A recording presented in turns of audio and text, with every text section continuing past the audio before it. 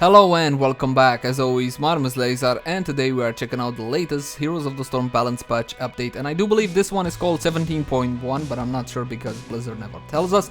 Anyway, that means we only got hero changes, so let's jump into Assassin Falstad. First hero we got Hammerang Q, Gathering Storm talent. This is a talent at level 1, damage gain per hero hit increase from 1 to 2.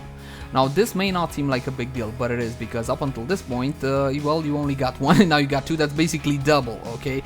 The problem is that Gathering Storm is a talent at level 1. When we get, normally we would pick up Seasoned Marksman, so it kinda would be a choice between going physical damage or ability damage. Let's keep on going. Boomerang talent reactivation damage increased from 150 to 175 and the scaling remains the same, so it will hurt a whole lot more.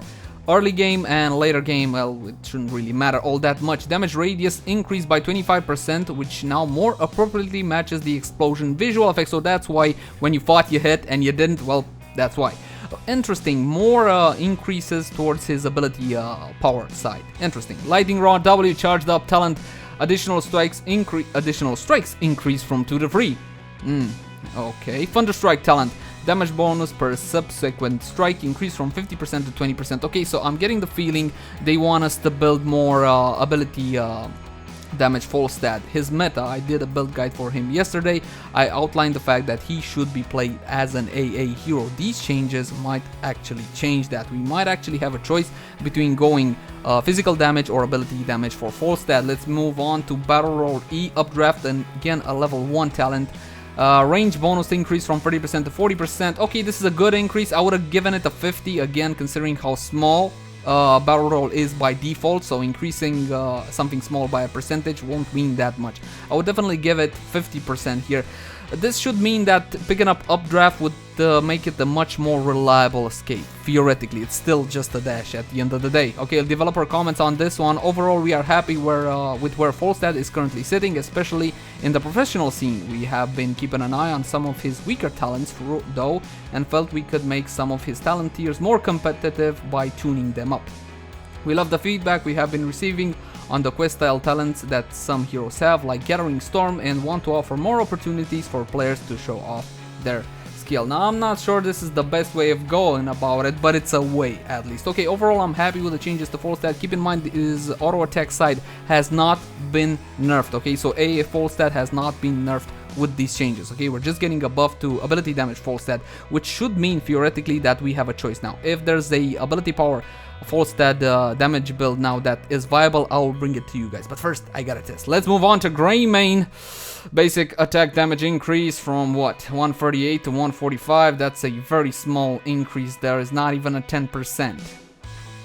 No, not even a 10%, more like 5%, and the scaling has not been touched up. Okay, not that big of a deal. Cocktail, Gilnean Cocktail that is. Primary target damage reduced from 69 to 59 and the scaling remains the same.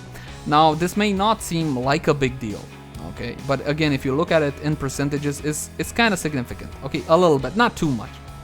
Splash damage reduced from 207 to 177, and again the scaling remains the change. This may not seem like it, but this is a pretty decent nerf to his Q ability Cocktail. I always outline the fact that, well, personally, okay, this is a personal thing, I always didn't like the fact that I'm playing a worgen, I'm playing a goddamn werewolf, yet I'm stuck being a cocktail boy throwing bottles at people. Not why I want to play Greymane. Okay, so these changes are obviously catered towards encouraging more a physical damage build for Greymane, a more wolf build, which I definitely love. But again, this is a subjective, personal preference here. Developer comments, Greymane's Gilnean Cocktail build was very dominant, seen last round. The buffs to the ability were seeking to nerf that build slightly, so it isn't always the correct choice, and compensate him by improving his basic attack build slightly. Almost nothing, but okay, it's a little something, fine.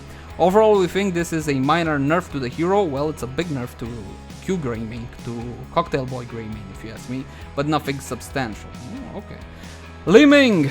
What the hell, I thought she was okay now. Magic Missiles Q now deals 50% damage against structures. This was needed. Okay, I know it sucks, guys, but this was needed. She was doing a whole lot too much siege damage, especially early game, okay, with her Q and her W. When you picked up Mirror Ball, late games 5 missiles on a structure would cause devastating damage. Too much for what is not a specialist, okay? She's an assassin. Mirror Ball talent now also increases the mana cost of magic missiles by 5. Not that big of a deal, but then again she is mana hungry, and considering the nerfs we got to her mana side in the last balance patch, yeah, it's slightly significant, not too bad. Firefly's talent now also reduces the mana cost of magic missiles by 5, and if you guys are thinking we're gonna couple Fireflies with Mirror Ball, they're both at level 16 or 13, I don't remember. Anyway, they're on the same tier, that's the point. Okay. Disintegrate, Temporal Flux, this is the upgrade to level 20, slow amount reduced from 60 to 40. Ah, come on, Blizz. God damn it. You wanna learn all our wonderful options at level 20. First was Tal Russias, and now this. Okay, it was as well a little bit too mean, 60% for the full duration, especially since you got resets and all whatnot. So how does this affect Little Miss Wizard? She'll be a whole lot less effective at sieging. She still has her big bow. Okay, so that will still deal very good siege damage, but her Q ability will... basically, they're trying to hold you off from wasting your Qs on structures. Okay, that's what they're trying to do. They making it cost more and do a whole lot less damage, 50% less damage. Yeah. Okay, let's see some dev comments on this one. Magic missiles were not designed with the intent on dealing heavy siege damage. No duh. So we are halving it against structures. Li-Ming's level 16 talents are incredibly valuable and fun to play with, but at the end of the day, Mirror Ball added too much power without any kind of drawback. Okay. The shifts in mana cost should help. Okay, fine.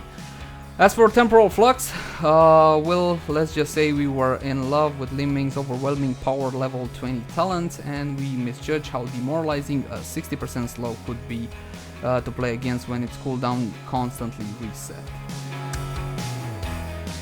I'm not sure I agree with this last part. Her trait is the reset. If you didn't think that would be sucky, but then again, yes, I do believe that 60% was a tad high, was pretty crappy, but then again, it was up to the Li-Ming to get it on the correct targets and stay alive while using it. But yeah, do I think these are warranted? Definitely to Q, okay? The nerf to the magic missile potency against structures at actual sieging. Okay, this was definitely warranted. I'm not sure about this one though. Are we going back to Tal Russias? I don't think so. I think we're still sticking to Temporal Flux. Okay, let's move on to Valla. Oh, I didn't know she's giving changes. Basic attack damage increase. Nothing. That's like nothing. What is this? 5%? No. It's not. What is it? 4 free? Nothing. Whatever. Hatred trait. Basic attack damage gained per hatred stack increased from 2 to 3%. Ooh, 43% extra. Ooh, nice.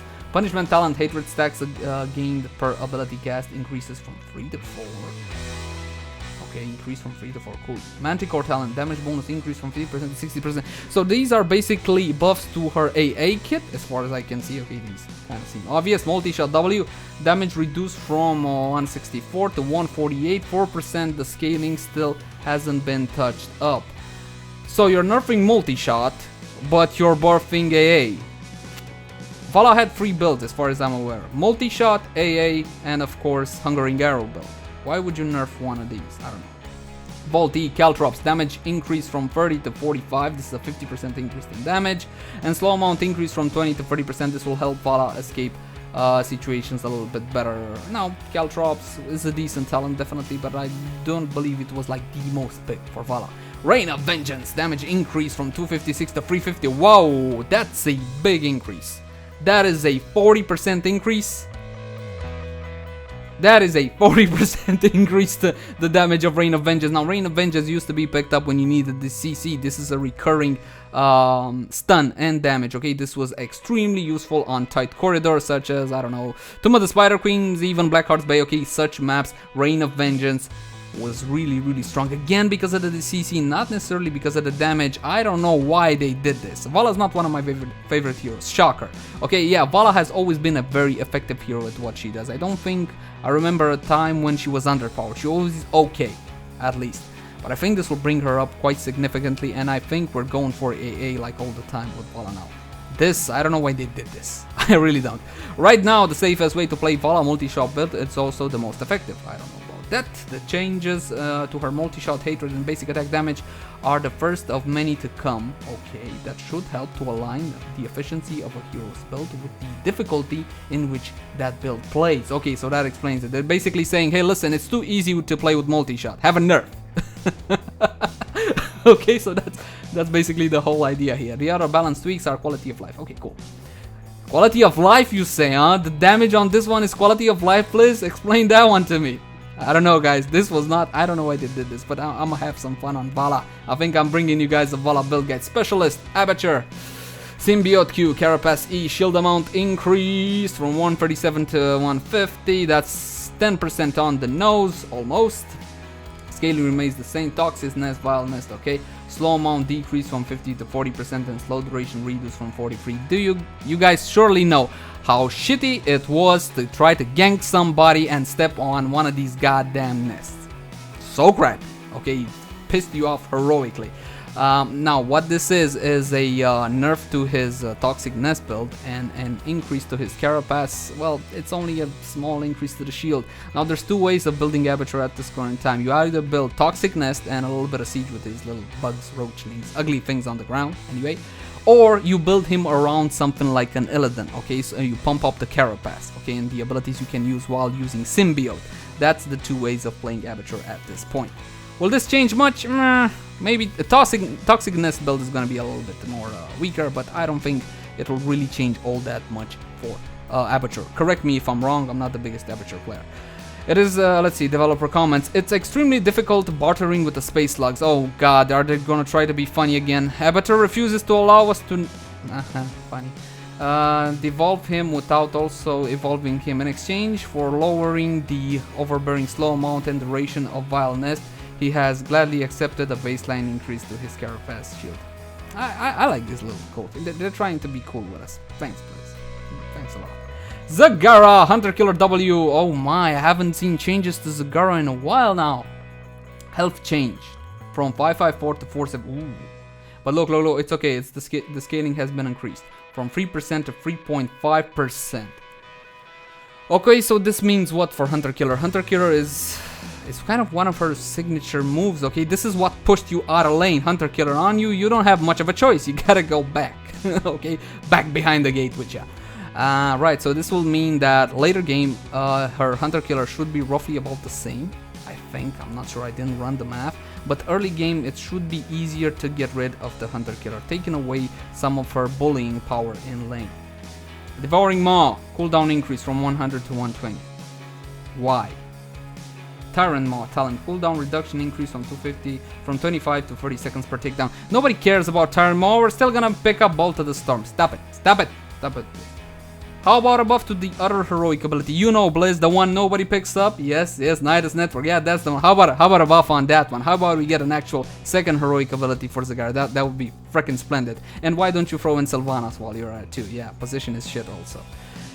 Okay, so I like the changes to Hunter Killer. I don't understand why they had to increase the cooldown on Devouring Maw. Zagara, however, has been for the longest time an extremely strong pick. In competitive and non-competitive, okay, Zagara, you can't really go wrong with a Zagara. Sustained damage, very good CC, very good pushing power, even decent sieging power. Okay, well, not the best sieger, she definitely could siege very well. I don't think this was justified.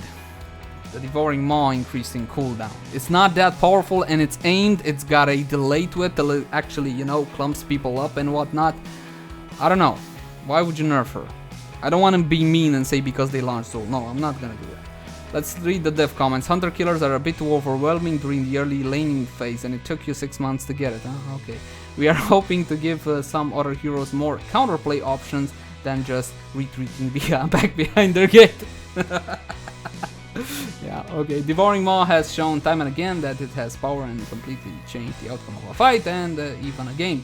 We feel it should join some of the other similarly powerful heroics at the 2-minute cooldown mark. Yes, I agree, it's a extremely powerful heroic ability, but then again, this takes some skill to actually pull off correctly. Again, it's got a delay, it's not instant, it's aimed. I don't think the cooldown is justified. I don't like that they did to Devouring Maw. I understand the changes to Hunter Killer. Okay, these were supposed to be done like 4 months ago, but whatever. But yeah, I don't like the changes to Maw. I just don't think they're justified. That's all. Support Kerosene Breath of Heaven W heal amount increase from 250 to 80. Scaling remains the same. Now this is a good increase to Kerosene's W, but why I don't understand. Echo Heaven talent second wave heal amount decrease from 50 to 35. This one hurts. this one is a big deal to Echo Heaven. Now, if you guys, I don't know if you play Kerosene or not, but Echo of Heaven, if you went for Healing Kerosene, which was the way to go for Kerosene, was a mandatory pick, okay? So basically what this does, your W, okay, your initial cast of Breath of Heaven will heal a whole lot more than your Echo. I don't know, maybe together they kinda balance each other out, but I would put more on Echo Heaven instead of Breath of Heaven. Why? Well, it's harder to get Echo of Heaven right, okay, because you jump onto somebody in the middle of your guys and you press W and you heal. Okay, that's cool, but then you gotta stay in range with them, or them to know that they need to stay in range of you to get the extra healing from Echo of Heaven. So I would have played it the other way around.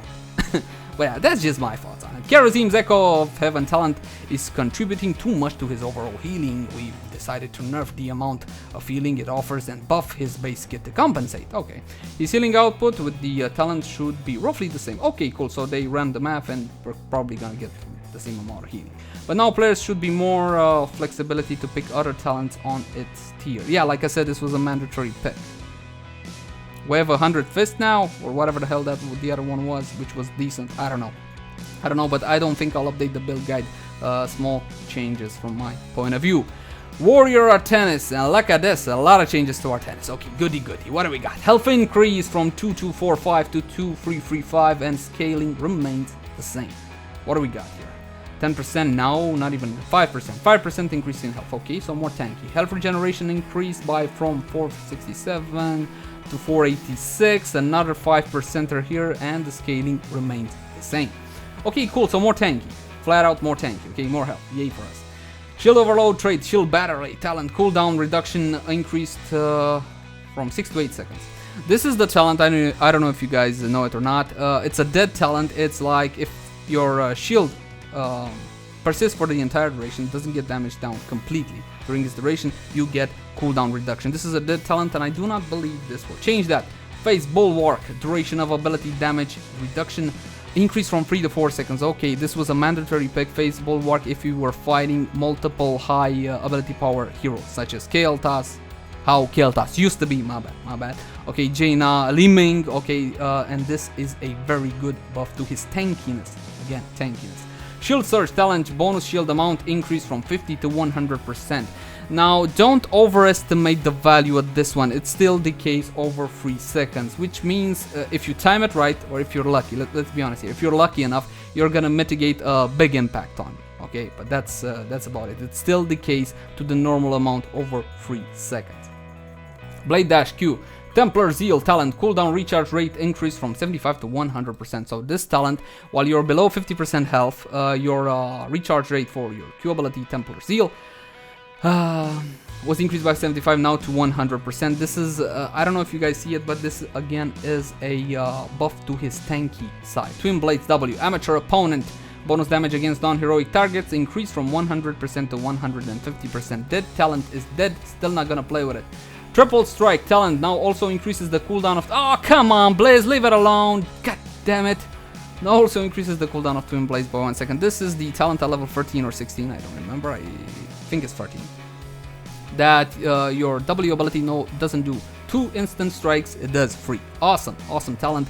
Now within 1 second increased in cooldown. And you might say, well, 1 second, no big deal. Again, try to think of all of these values in percentages. Okay, from 4 seconds to 5 seconds, that's a 25% increase. Okay, see it like that. It sounds a little bit different, doesn't it? Face Prism E, Cardarian Resonance talent removed. Dead talent is dead, removed, goodbye, nobody cares, won't affect Artanis at all. Chrono Surge talent, attack speed bonus increase from 25 to 40%. This was my favorite talent and kind of only mine. Only I was one of the few guys that actually like to play with Chrono Surge. This was my favorite talent when I built full damage Artanis. I like to see this increase, okay, from 25 to 40% AA speed, awesome, cool. Warp Sickness talent, slow duration increase from 3 to 4 seconds, okay, cool, that's nice as well, more CC. Gravity Vortex talent, what the hell was this one, I don't remember. Oh, this was the one when you pull another guy. When you cast your E, you would pull an additional dude, an additional target. Yeah, nobody played with this. Like, nobody played with this. Not even a crazy guy like me. Now also reduces the cooldown of Face Prism by 6 seconds. Face Prism is on a 14-second cooldown. If I shot if I take out 6, I'm gonna remain with 8. This actually could be significant. I just hope we start picking up Gravity Vortex because again, dead talent is dead at the current time at least.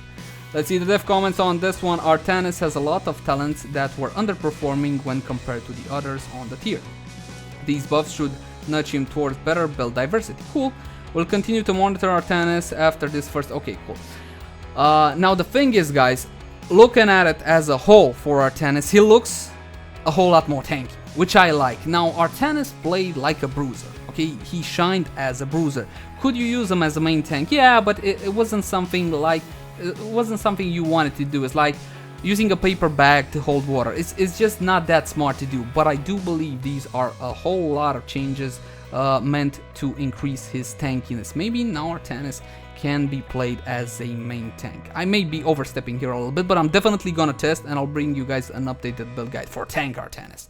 That's the way it looks to me at least. Okay, Sonya, what do we got next? Wrath of the Berserker, cooldown increased from 45 to 60. Why? Did you buff Artanis? That was mean, wasn't it? Developer comments, Wrath of the Berserker is available too frequently, which devaluates some of the skill involved when with keeping the buff up as long as possible. Oh yeah, I remember. It's generate fury and blah blah blah.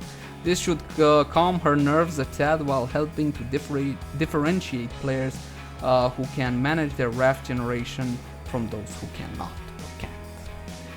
Now I had to break it to you, Blizz, but in the middle of a team fight, usually right before then you pop Wrath of the Berserker, we got way more important things to worry about. Nobody's gonna worry about their rage management or whatever the hell that is. I don't see this as being justified, to be honest. I don't see no real reason for this increase here.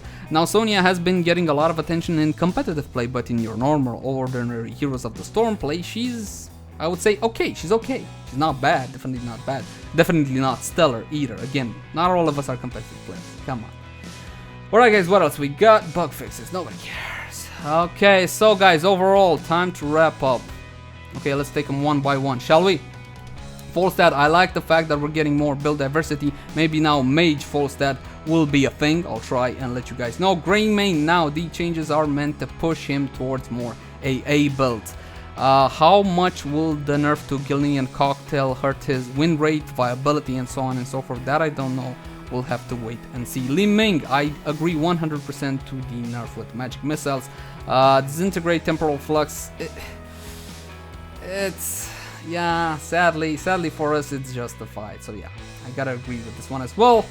Mirror ball here. I don't think this will hurt that much. I really don't, and I also don't think we're gonna start picking up fireflies. Definitely not Valla. Now she was one of the few heroes that had free builds. You could play Valla AA, multishot, or even hungering arrow if you so desired. Why this? Multishot was multishot build that effective, guys? I always thought that AA was like the way to go with Valla, like the best, if there was a best. Then again, it depended on the situation. Anyway, this is the big thing from my point of view. This is a big increase in damage, and I don't think it was warranted. This is unjustified, from my point of view again. Let's move on. Specialist Aperture, nerf to his Toxic Nest, and an increase to his Carapace will mean again that we're probably gonna try to build him more around the heroes such as Illidan. And Zagara Nerf to Hunter Healer, I do agree. I do believe this was a long time coming and should have been done a long time ago. I don't believe this is justified, no way, shape, or form. Okay, this again, Devouring Maw is not that easy to pull off correctly. Let's keep that one in mind, shall we? Kerosene, whatever, not that big of a deal. It really doesn't. I would have done it the other way around, but that's just me. Artanis, now, like I said earlier, guys, I do believe this will bring him up in tanking power. I will test, and if warranted, bring you guys an updated build guide for tank Artanis. And Sonya, again, I don't see the justification. No real justification in this one. Okay, again, in the middle of a team fight, you got way more important things to worry about than your wrath management. And that's gonna do it. Thank you guys for watching. Like, favorite, share, and subscribe if you enjoyed the content. Let me know in the comment section down below what do you think about all of this, and I'll see you guys again soon. Oh, but one last thing, guys. You're probably wondering, where's the Gazlowe rework? Where's the Kale rework? Where's the Tychus rework? Now, I do believe it was Pyram, but it may not have been him. On the official Blizzard forums, they said that the Gazlowe rework and the Tychus rework will be coming in the next major patch. Now, you're probably wondering, okay, where's the next major patch? Well, considering everything, guys, it shouldn't be more than 2 weeks, okay, until the next major patch, and that's when we're gonna get that. Also, you see no changes to Zul in this patch, as was the case with Li-Ming. They didn't nerf the hero 1 week after release. They need a bigger pool of data before deciding what changes they're gonna make to the hero. But I think it's a pretty safe bet to assume that next week we are gonna get some Zul changes. And that's it, guys. Like, favorite, share, subscribe, do all that good stuff. Now, bye-bye, bye.